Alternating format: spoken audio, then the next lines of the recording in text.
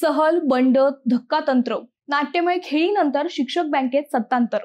सत्तेच्या चाव्या तांबे गटाकडे. जिल्हा प्राथमिक शिक्षक बँकेच्या मागील निवडणुकीत तांबे गटात फूट पडली होती. आता पुन्हा एकदा आकड्यांची जुळवाजुळव करण्यात बापू तांबे गटाला यश मिळाले. चेअरमन पदी कर्जतचे संचालक बाळासाहेब तापकीर यांनी 12 मते मिळवून विजय मिळवला, तर व्हाईस चेअरमन पदी राहत्याचे संचालक योगेश वाघमारे विजयी झाले. मोठे धक्कातंत्र या निवडीच्या वेळी पाहायला मिळालं.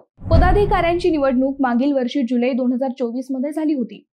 त्यावेळी तांबेंच्या मंडळीतील 12 संचालकांनी बंड करून तांबेंना धक्का दिला होता. मागील निवडणुकीनंतर बाळासाहेब सरोदे त्यांच्या गटाकडे 12 संचालक होते.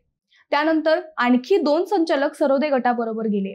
त्यानुसार 14 संचालकांना सहलीवर पाठविण्याचे नियोजन आखण्यात आले. परंतु ऐनवेळी 5 संचालक चौथा सुभा मांडला.